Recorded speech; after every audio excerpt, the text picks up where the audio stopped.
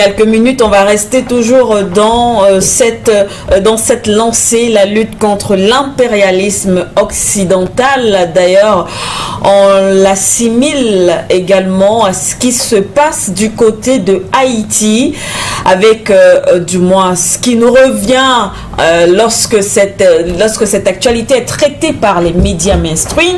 On met en avant les gangs qui seraient bien sûr à l'origine de cette situation de ce côté-là, mais il faut le dire, ce sont les populations qui tombent, qui meurent. On est déjà plus de 2500 personnes qui sont tuées par ces gangs. Alors, est-ce réellement ce qu'on nous dit? Est-ce la réalité? Qui sont ces personnes? Qui arment ces personnes? Aujourd'hui, on a l'impression qu'en Haïti, il n'y a plus de gouvernement, il n'y a plus d'État. Alors, à qui profite la situation du côté de Haïti? On sort par là, Dr Yom-Timba. Mais écoutez, je pense qu'en réalité, Haïti, c'est un message.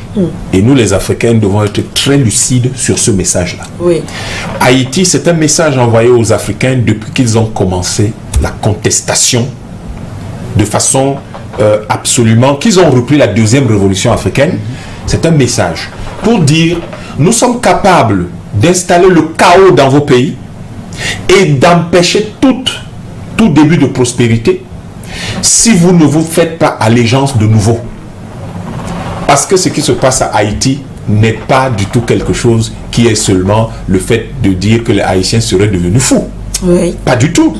Lorsque vous avez un pays dans lequel vous avez 3 millions d'enfants en situation de précarité, vous avez 5,2 millions de personnes qui n'arrivent pas du tout à avoir un repas par jour, vous avez seulement à la capitale Port-au-Prince près de 200 000 personnes qui ont fui la capitale.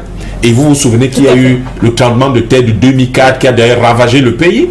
Vous regardez tout cela, il y avait l'épidémie, je crois que c'était de choléra qui avait décimé pratiquement 5 à 10% de la population. Oui.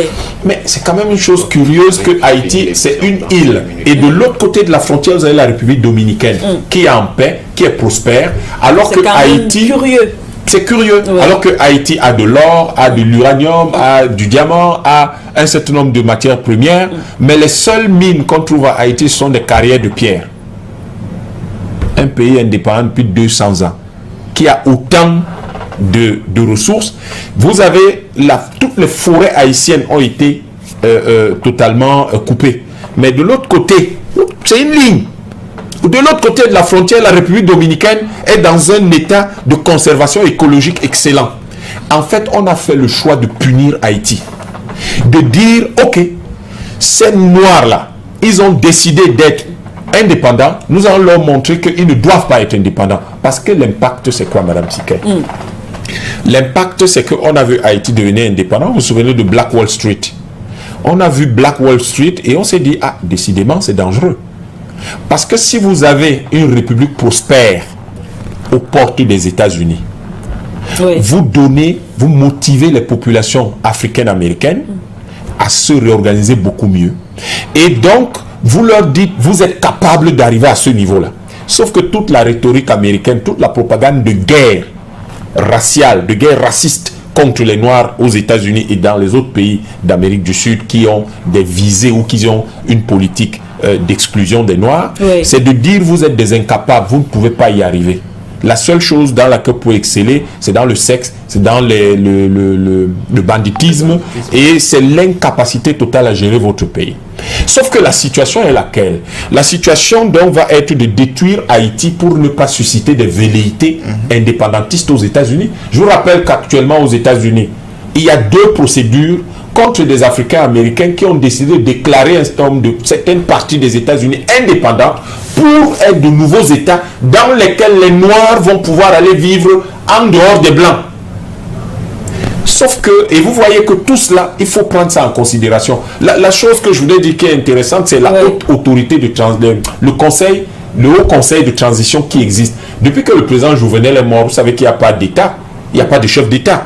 Et donc il y a un haut conseil de transition qui demande l'aide de l'ONU. L'ONU a refusé de lui envoyer de l'aide. Parce qu'il n'y a aucun intérêt des États-Unis, de l'OTAN là-bas, que autre que d'installer le chaos qui est installé. Ils ont refusé. Le Kenya a proposé d'envoyer des soldats. C'est une chose intéressante, mais je pense qu'il faut faire autrement. Je pense qu'aujourd'hui, nous devons envoyer un message panafricaniste. C'est le moment de dire au monde que nous sommes un peuple. Malheureusement, nous n'avons pas de président panafricaniste. Et vous comprenez pourquoi, depuis quelque temps, nous vous disons qu'il nous faut 10 000 élus panafricanistes. Imaginez qu'il y avait 10 000 élus panafricanistes en Afrique. On aurait envoyé des soldats, des policiers, de l'aide humanitaire, on aurait envoyé des enseignants, on aurait tout fait pour sécuriser Haïti. Les Haïtiens nous regardent et ils se disent, mais nos frères, est-ce qu'ils ne voient pas ce qui se passe dans notre pays? Voilà pourquoi la puissance, la construction de la puissance et de la prospérité en Afrique est une chose qu'on ne veut pas. Et tout à l'heure, vous voyez que la France fait tout pour que le Niger retourne à l'âge de pierre. Alors que si le Niger se développe, le Niger peut donc soutenir Haïti. Les pays africains devaient s'organiser pour soutenir Haïti et le développement de l'Afrique est la condition de la libération et de la prospérité et de la sécurité de nos diasporas. Président Matomba, oui, je vais aller juste très rapidement pour dire qu'aujourd'hui, ce qui se passe à Haïti devrait être un exemple pour les pays comme le Niger, le Mali, le Burkina et puis la Guinée. Leur dire qu'ils n'ont pas à faire marche arrière. Parce qu'en réalité, ce qui leur sera réservé sera exactement, au pire, ce qui est en train de se passer aujourd'hui à Haïti. Parce que Haïti paye le prix de quoi? Haïti, il faut toujours le rappeler, Haïti est le premier pays au monde dans lequel les Noirs se sont levés pour se battre pour l'indépendance. Et ce pays-là, on a juré que ce pays ne se développera jamais. Il sera un pays qui servira d'exemple aux autres pays, n'est-ce pas, qui vont essayer de se libérer ou alors qui se sont libérés, mais ils verront ce que Haïti deviendra et ils comprendront qu'ils n'ont pas à aller plus loin que ça. Donc, si Haïti aujourd'hui paye ce prix, parce qu'en réalité, les Noirs ont décidé, n'est-ce pas, de prendre leur liberté, ça veut dire que les Noirs doivent comprendre, pour ceux qui pensent qu'ils sont déjà en liberté, que nous ne sommes pas complètement en liberté. Je vais rejoindre la position de Yam qui disait tout à l'heure que la solidarité des Noirs, au fait, elle existe à quel niveau? Parce qu'aujourd'hui, on vous présente Haïti dans les médias mainstream, dans presque tous les médias, comme un pays qui est pris en otage par des gangs. Attention, ces gangs-là, ils viennent d'où? Qui arment ces derniers? À qui profite, n'est-ce pas, la déstabilisation d'Haïti? Lorsque vous arrivez à Haïti, vous allez vous rendre compte que plus de la moitié de la population vit hors du pays. En fait, du fait de l'immigration. Et tous les cerveaux, presque tous les cerveaux sont partis d'Haïti.